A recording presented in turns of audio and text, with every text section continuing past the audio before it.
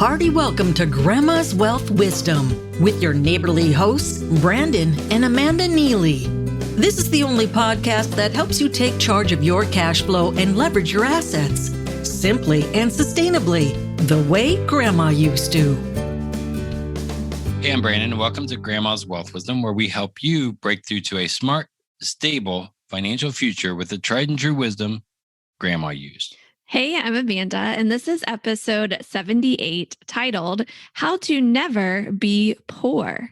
Today, we're going to break down the top 3 things we wish every person could know to ensure they never experience poverty.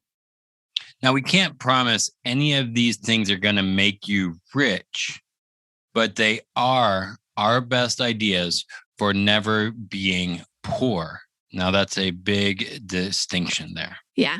And Brandon, tell us, why should we even think about how to never be poor? Why is this an important topic? Well, I think it's an important topic to us and why we got into this whole industry, because we both experienced poverty before. You know, you had a family that was on assistance, right? And then my mom was a single parent. So it was really hard growing up in those places. And we wish that no one ever would have to experience poverty in general. But those kind of things, I'm like, well, we could change that if we are able to. We want to be able to be a force of change. So that's why we care about this. Yeah. And I would just add, there's 2 extremes that are particularly concerning to us in 2021 and what trends we see happening. One trend is the poverty amongst seniors in retirement, especially with those who are single and living alone or living with non-relatives. The official poverty rates have been increasing. If you just look at census data and people that analyze it, so especially concerning there. And I think it's going to just keep increasing too. Right. And it's not just because there's a lot more people in retirement. There's something happening, particularly with single individuals who are living alone or with non-relatives. And then secondly, we're also concerned about poverty among younger people, whether it's being unable to find a living wage job, a job that will pay a living wage, or being strapped with huge student loans. So, a huge portion of your paycheck is gone before you even get it, kind of. Some younger people have a hard time to build assets for themselves for their medium and long-term needs. They actually go into further debt because they don't have money when something comes up, all those kind of things. And that in particular is pretty concerning to us for now, but also for the future. And I think a big thing we want to talk about is the definition of poverty, or what is poverty. It's not just somebody hanging on the street in downtown, but poverty has all kinds of forms. Yeah. And of course, the first thing that comes to mind is the official poverty line that is all about income and your family size, and you either fall below it or above it. And it's a pretty distinct line. But there's also, we like to think of poverty as more than just that. It's more than just the amount of your income based on your family size. And we kind of came up with these pet nicknames for different kinds of poverty to help illustrate how poverty can come in lots of different shapes and sizes. Pet nicknames, really? They're kind of nicknames for different kinds of poverty. Yeah. You might know the poverty because, yeah, sure, you have a higher income, but you also live in a place with a high cost of living. The nickname for this kind of poverty is the rent is too damn high poverty. I think that was actually a slogan for somebody's campaign for running for office, I believe. That's how we came up with it, for sure. The next one is poverty because 30% or more of your income is going to pay off debt other than a mortgage. I call this the working for the banks poverty. You're working free labor for them. Yep. Poverty because you depended too much on aid programs or the stock market growing and don't have enough income in your retirement years. Retirement poverty for that one. Not a fun nickname, but this one might sound familiar. Lots of people talk about this. Poverty because you have all you need, but you don't have the knowledge, the discipline, or maybe the courage to make it work for you. It's kind of a poverty mindset. Yep. I think we all face that at some level, oftentimes. And then there's poverty because of something like a job loss or a medical emergency or a natural disaster, a temporary poverty that, is experienced for a short amount of time, but hopefully can be recovered from pretty easily. And I've had families from the South, so they've experienced it a few times when there's hurricanes. Then there's poverty because the jobs available to you are too low. But you have to keep working instead of doing some kind of job training program. And it's kind of a training poverty. There's no ability to advance. And so you're kind of stuck where you are. Yep. Poverty because of systemic injustice of all sorts. This is where there needs to be some development in our world with our laws, with, the systems in place, those kind of things. So I call this developmental poverty. And we could go on and on with different kinds of poverty. The important thing is that all poverty is not created equal. There are different types for different people in the same circumstances even. One might be poor and the other not because of the circumstances that happen to that person. So we invite you to define for yourself what is the poverty that you want to avoid for the rest of your life. You have control in this. You can do something about that.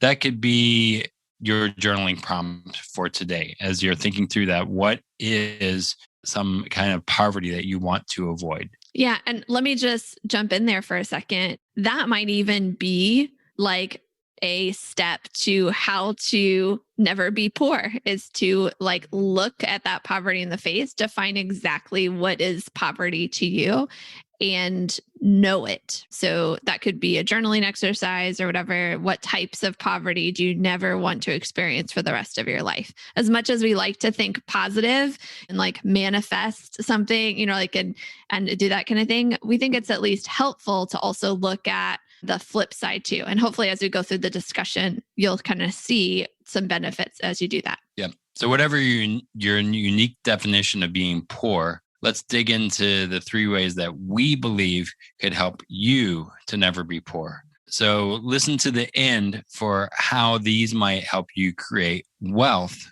as well. Not just staying in I'm barely breaking even and I'm not poor, but how do we then go from the stability side to building wealth? Yeah. This is Grandma's Wealth Wisdom. So we promise we'll get to that. So be sure to listen all the way to the end. Okay. So number 1 today is to live by these words. If you want to never be poor, or be poor again, these I think are important words that we live by that give us a huge sense of certainty as we look toward our future. Here are the words. A portion of all I earn is mine to keep. For every dollar that goes through your hands, a portion is yours to set aside and keep safe for yourself.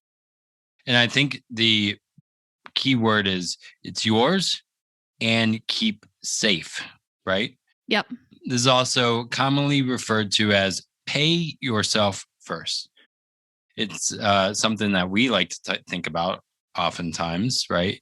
It's also common for people to pay themselves first and then spend it regularly when, quote, something comes up. We're not saying that, but pay yourself and don't just spend it. Yeah, this is why we like to use the phrase, a portion of all I earn is mine to keep. The emphasis is on the keep. Too many people pay themselves first and then end up spending it a month, 2 months, 6 months later when, quote, something comes up, because something always comes up. But when you're trying to live by a portion of all I earn is mine to keep, then only in a truly emergency situation are you able to tap into a portion that's there for you to keep, right? Sure, you might need to use some of what you're setting aside for major expenses, like a home or car repair or whatever. You might even use most of your nest egg as retirement income eventually. But still, even in retirement, a portion is kept aside and there for you for your entire life.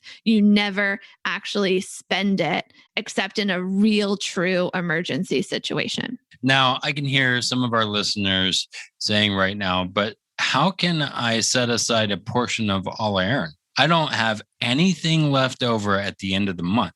That's the month is too long or something like that. Yeah, and the paycheck's too short or whatever. Yeah, and if you've been a regular listener to the podcast, can you guess what we're going to say next? I know I could guess it.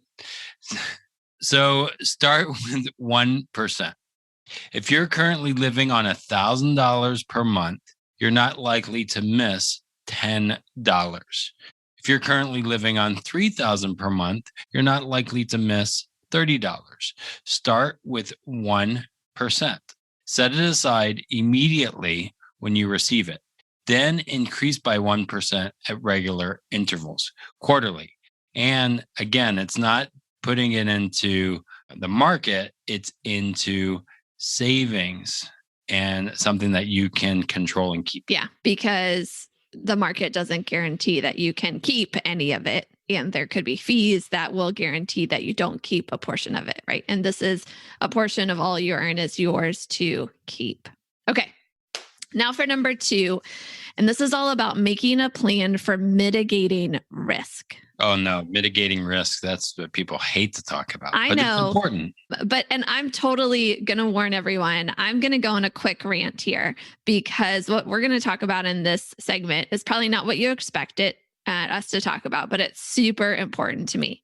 And I share this not to cause undue anxiety or fear. I share this because I believe a lot of us have these kinds of thoughts and feelings currently, or we've had them at one point. And I want you to know you're not alone. There's also no judgment here because this was a big mindset shift for me too. And wherever you're at in the story I'm going to tell, I've been there. All right. So I want you to know there's no judgment. So let's say you pass a homeless person on the side of the street or the side of the road. And a lot of us immediately think they're homeless because they're lazy or addicted to drugs or something. They just need to pull themselves up by their bootstraps or get into rehab or whatever and just fix it. We think there's something wrong with them when in fact their stories could be totally different. Let me tell you Sam's story. Let's pretend you just passed Sam on the street.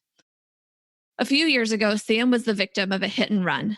He didn't have any medical insurance, so he mounted up huge medical bills. Both the physical and financial effects of the incident caused a downward spiral of worry and fear and unhealthy eating. And this spiral got so out of control that Sam couldn't focus at work and he lost his job. Unable to pay his bills, Sam was evicted from his apartment. With no one to go to, Sam is out on the streets trying to figure out what to do. He's confused and he doesn't know who to trust, all because of a hit and run accident. Now, I don't know this for sure, but I wonder sometimes if many, if not most of those experiencing homelessness are like Sam. They didn't just set out one day to be homeless. There was a slow spiral, perhaps caused by one major happenstance that could occur to any one of us. I mean, Sam could have been debt-free. Sam could have been setting aside 3% and getting a 3% match from his employer into his 401k. Sam could have been doing everything, quote unquote, right, that the financial gurus try to tell us to do. But then the medical bills, the emotional trauma, or the emotional impact of that trauma, things that could happen to any one of us at any time just so happen to have happened to Sam. Now, what if every time we encountered a person experiencing homelessness, we think that could just have easily been me? How might our lives and the world be different if we took on this perspective? And I hope we won't all stay home all the time out of fear that something could happen to us and we could end up being homeless. That's not the point here. The point here is I hope this kind of perspective could help each of us have more compassion for others when we encounter them and do some smart things to protect ourselves. Because in all honesty, we face risks each and every day. My dad liked to say that every time you get into a car, you're gambling with your life.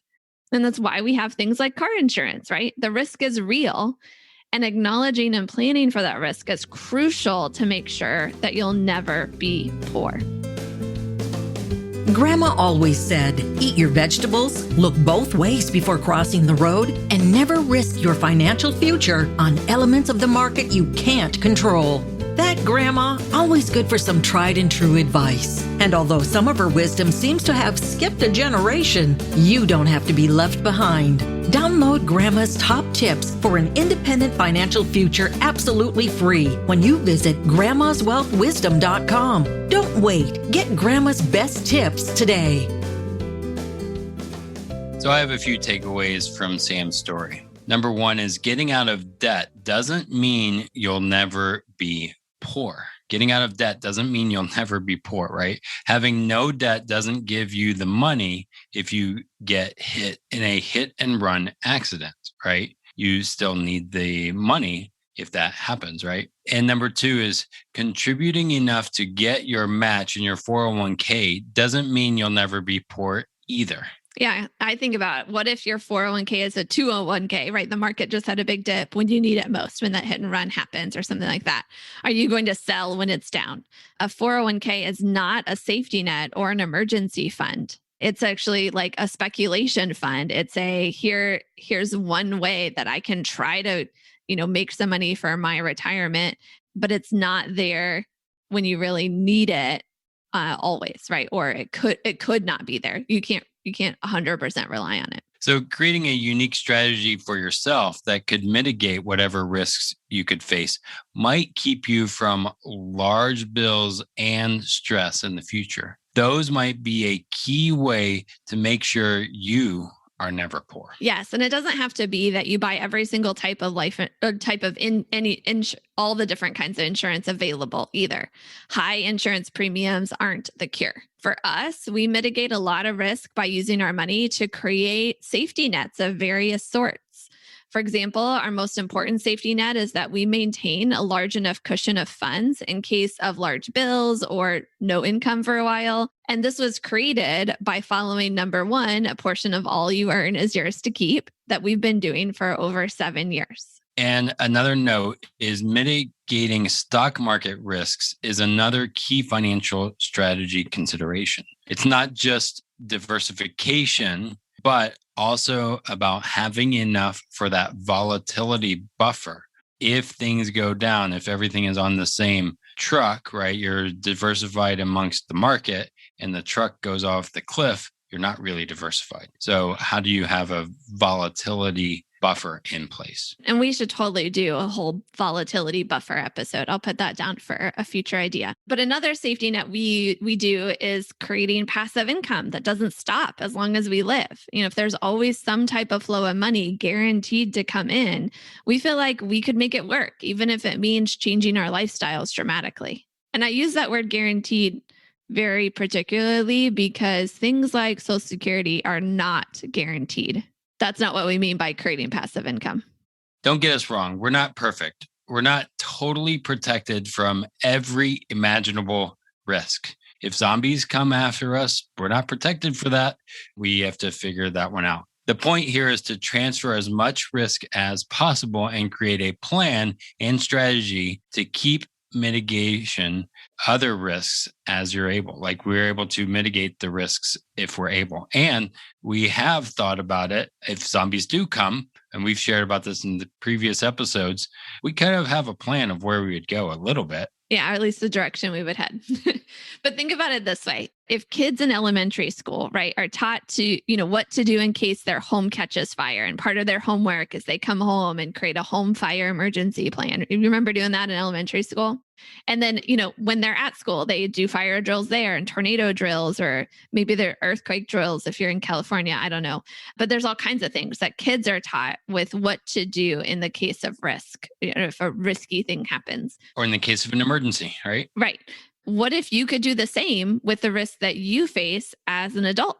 Yeah, I think we should do those kind of exercises with our finances. Now, we chat with people all the time who think they are invincible and will live forever. I swear I've talked to so many people, oh, it's never going to happen to me. And then I call them about 6 months later and lo and behold, something crazy happened. And they're like, I did not think this was ever going to happen. And I bet all of us know at least one person who experienced the unexpected and wish they would have been prepared for it. Raise your hand if you know somebody like that. Who's to say that couldn't be you? or us. Yeah. And again, we bring this up not to cause undue stress or worry. The truth is, whether consciously or not, a lot of us are already worried about these types of things, even just a little bit, right? Some of us a lot more. Perhaps like the characters in the TV show This Is Us. If you ever watched that, there's one episode where they play this game. What's the worst that could happen? And, they imagine the worst thing, and that actually makes them feel better about what is actually happening. And sometimes, that's kind of fun to play. And then to also create a strategy to mitigate that worst case scenario, that might actually even help you sleep better at night. I think that's how the zombie plan came about for us, probably. Probably. We love playing that game. So message us if there's a worst case scenario that you'd like to strategize together. Or if you want to hear our zombie plan. Finally, number 3, it's simply this: control every penny. Yeah. Like, I'm a big fan of control as a business owner, and I think it's important for us to control every penny. Yeah, you track the money coming in, where it's going, you see it. And even more importantly, you take control by evaluating at regular intervals, making adjustments so it's more in line with your goals, telling your money what you want it to do, and making sure it does it. This will help you do number 1. And it's better at keeping a larger and larger portion of all you earn if you know where your money is going. Yeah, and this will also show you ways where you might be at risk. You'll notice what might be missing from your financial strategy. You'll see a potential place where a major expense could sneak up out of nowhere. In fact, as some people are tracking every dollar, they begin to separate funds for separate major expenses. Rather than keep them in one big emergency fund, they'll have a new car fund, a new roof fund, a vacation fund, a major medical expense fund, etc. All these little funds almost replace an emergency fund, because when you're prepared, there are fewer true emergencies that are there. So even beyond those things, though, even beyond the benefits, to controlling every penny, to helping you keep a portion of all you earn, and to mitigate risk, tracking every penny and telling it what it should be doing does 2 other really important things. First, I believe it gives you a better sense of what can change and what can't change when life throws you a curveball. And if you know what your money is currently doing, do you think it's easier or harder to change it up if the unexpected happens? It's easier to move on the fly if you know where things are at, right? Yeah. And then secondly, when you're tracking every penny, you're telling it what it should be doing. It gives you a sense of confidence and power that builds your fortitude for whatever life might throw your way. If the unexpected happens, do you want to approach getting through it from a solid mental and emotional grounding, or do you rather be confused or clueless? I mean, it's a serious question.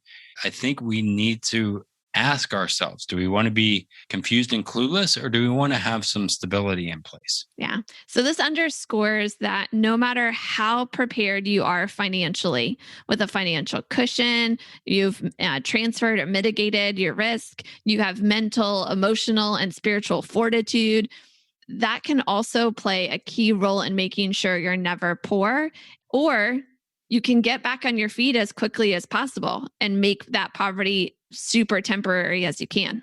In fact, bad things happen to most people. I mean, it's just the way life is.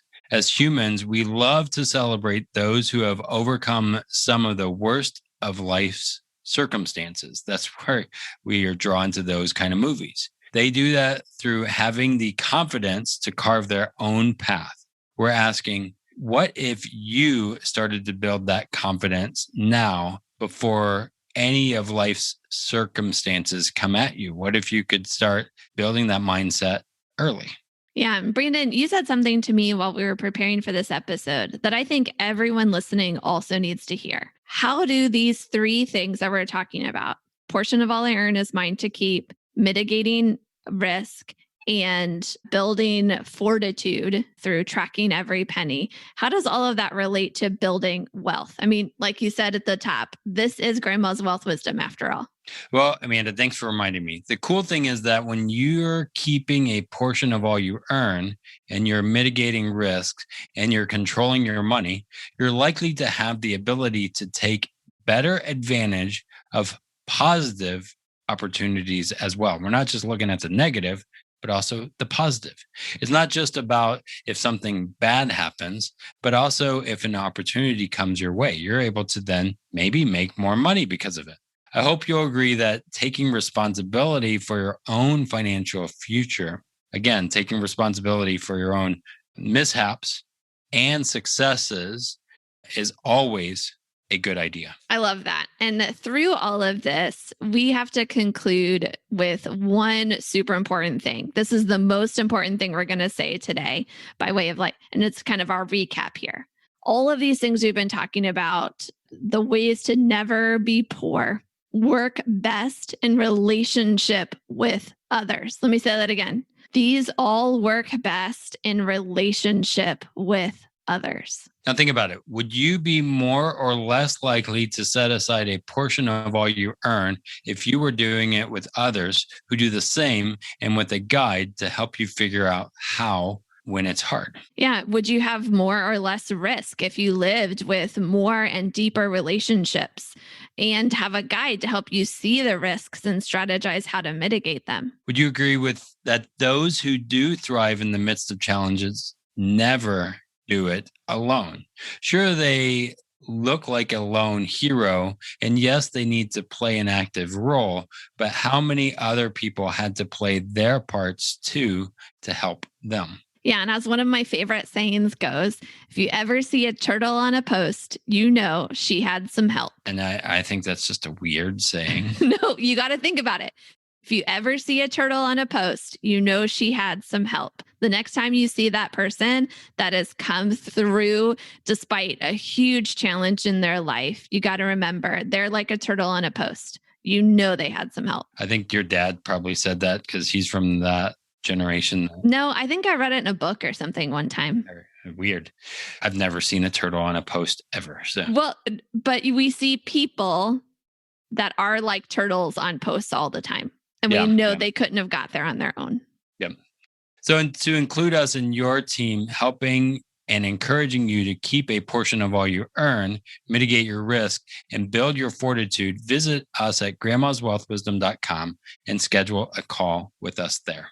Quick PSA, please don't go find a turtle and put it on a post. It can't get down. That is not good for the turtle. Please don't go do that.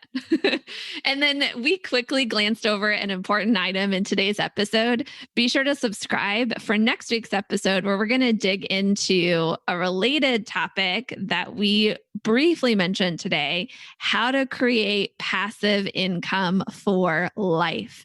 Do not worry. There are no MLMs or pyramid schemes involved. But yes, you too can create passive income for life. I think that's a big thing. Passive income. People love that stuff. So until next time, keep building your wealth simply and sustainably so you can break through to a smart, stable financial future. The topics presented in this podcast are for general information only and not for the purpose of providing legal, accounting, or investment advice. On such matters, please consult a professional who knows your specific situation. This is thepodcastfactory.com.